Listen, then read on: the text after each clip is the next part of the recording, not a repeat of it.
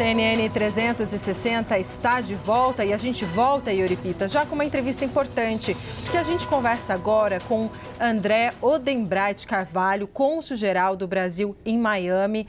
Muito obrigada pela sua entrevista, pela sua presença aqui conosco. E eu começo te perguntando informações sobre brasileiros. A gente sabe que a comunidade na Flórida de brasileiros é de cerca de 590 mil pessoas. É uma comunidade muito grande. Então, eu já começo te pedindo informações, que tipo de ajuda ou contato vocês estão fazendo com a comunidade brasileira na Flórida. Boa tarde. Boa tarde. Exato, é uma comunidade grande e muito distribuída pelo estado. Então, em várias regiões da Flórida, nós temos núcleos de brasileiros. Felizmente, nós temos uma grande concentração na zona sudeste, perto de cidades como Miami e Fort Lauderdale, que não pegaram o impacto mais forte da passagem do Milton. Agora, nós temos muita gente em algumas cidades daquele litoral oeste, o litoral do Golfo do México, como Fort Myers, Sarasota, Tampa, né? Então, ali existe uma concentração e, claro, muitos brasileiros morando em Orlando, que foi a passagem do Milton pelaquela faixa da Flórida Central. Nós estamos em contato com esses grupos, a comunidade, os líderes da comunidade, desde o fim de semana, alertando para as ordens de evacuação, os abrigos que estavam disponibilizados, a importância de sair cedo, porque uma das coisas mais perigosas que você pode fazer é sair de uma zona de risco muito em cima do furacão, né? Então, nós fizemos esse trabalho e achamos que vários brasileiros que estavam em zona de risco, sobretudo ali na costa oeste, eles saíram das zonas ou buscando abrigo com parentes e amigos, ou ficando nos abrigos oferecidos pelos diferentes condados. A notícia que se tem é que, no geral, mais de 80 mil pessoas ficaram nesses abrigos oficiais, né, no total. E, com isso, as notícias que nós estamos recebendo agora, nos novos contatos feitos após a passagem, é que, de um modo geral, a comunidade está bem. Nós não temos notícia de vítimas brasileiras, o número atual de vítimas totais 11 pessoas, não há registro de vítimas brasileiras, não temos, nos contatos que foram feitos conosco, registro de grandes danos materiais sofridos por brasileiros, mas nós vamos continuar a confirmar essa informação nos próximos dias, conversando com as organizações comunitárias, por exemplo, as igrejas brasileiras, que são muito numerosas por aqui, para continuar a mapear qual foi o impacto sobre os nossos nacionais. Pois é, cônsul, obrigado por o senhor estar conosco aqui. Bem rapidinho, é importante esse monitoramento e muitas vezes as pessoas podem não ter, felizmente, né, não ter nenhum dano à própria saúde, nenhum ferimento, nenhum dano material, mas às vezes tem a questão, por exemplo, de documentação. Caso haja alguma necessidade desse tipo, alguma necessidade especial, alguém que eventualmente perca a sua documentação, algum brasileiro, para isso o consulado tem algum trabalho específico, alguma coisa nesse sentido? Com certeza. O consulado tem um programa chamado Consulado Itinerante, em que a gente manda uma equipe para fora de Miami para visitar a nossa comunidade e conseguir oferecer documentos para as pessoas em suas cidades, impedindo que elas tenham que se deslocar até Miami. E sempre que ocorre um furacão, a gente realiza esse consulado itinerante para as zonas mais afetadas. Quando ocorreu a passagem do furacão Ian, o grande impacto para os brasileiros foi na cidade de Fort Myers. Então, nós fizemos um consulado itinerante naquela ocasião para justamente atender o que você mencionou, a necessidade de um passaporte, de uma procuração, de uma certidão de nascimento ou óbito, qualquer reposição de uma documentação perdida que frequentemente é fundamental para as pessoas nesse momento.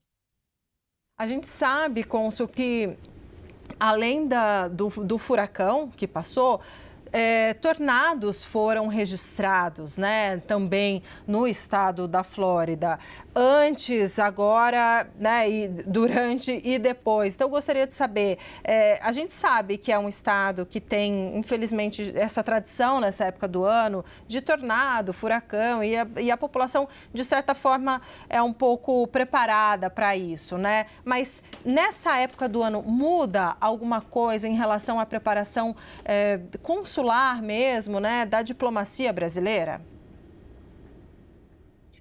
Muda porque logo no início da temporada de furacões, você inicia um esforço de comunicação muito forte. As autoridades locais fazem isso e o consulado participa desse esforço, direcionando a informação especificamente para a comunidade brasileira, pegando os elementos mais importantes e oferecendo em português, apontando quais são os sites de atualização, porque as informações vão mudando ao longo da temporada de furacões.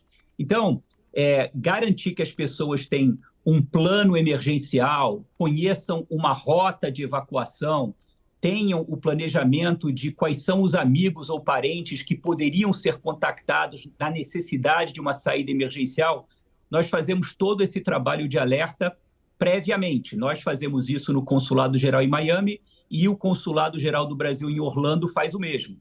Tornados, a dificuldade que existe é um pouco a imprevisibilidade, porque a meteorologia ela consegue fazer o desenho provável de passagem do furacão, mas o furacão lança tornados antes da chegada do seu centro.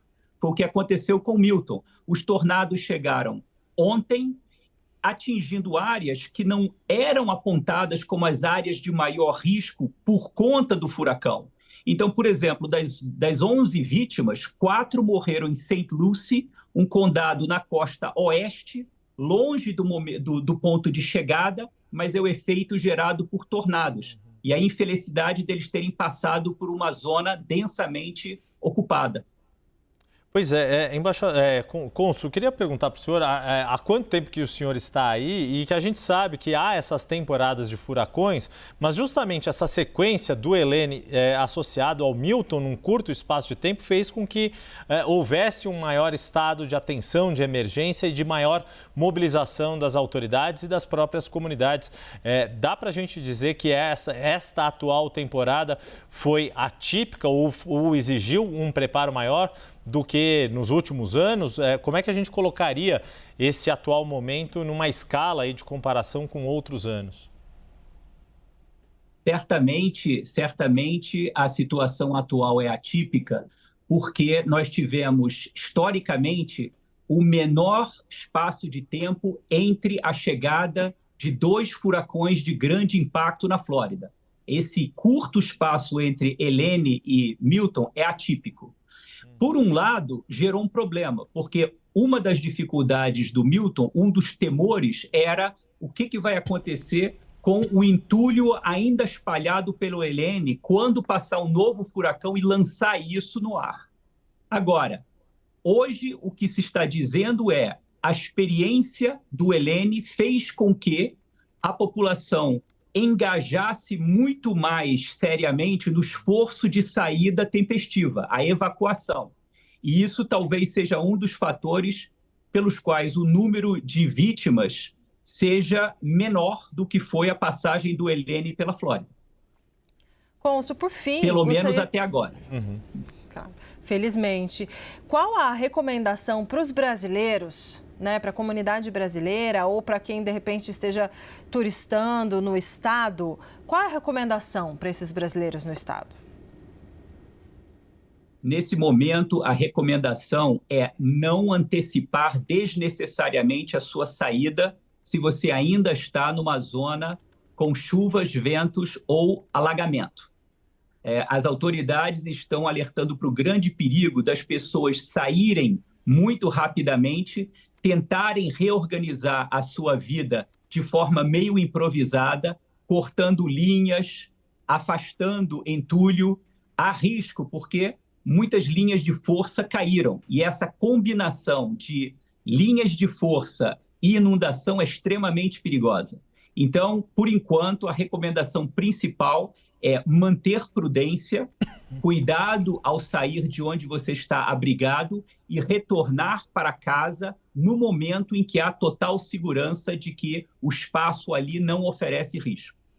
Nós conversamos com o embaixador André Odembreit Carvalho, que é cônsul-geral do Brasil em Miami, no estado da Flórida, nos trazendo informações sobre a comunidade brasileira. Mais de 500 mil de brasileiros vivem no estado da Flórida, em parte nas regiões mais atingidas pelo furacão Milton, em parte em áreas não tão atingidas quanto Miami, mas nós desejamos um bom trabalho, agradecer mais uma vez, embaixador, a sua disponibilidade de estar conosco, portas sempre abertas e um bom trabalho, um bom resto de semana para o senhor.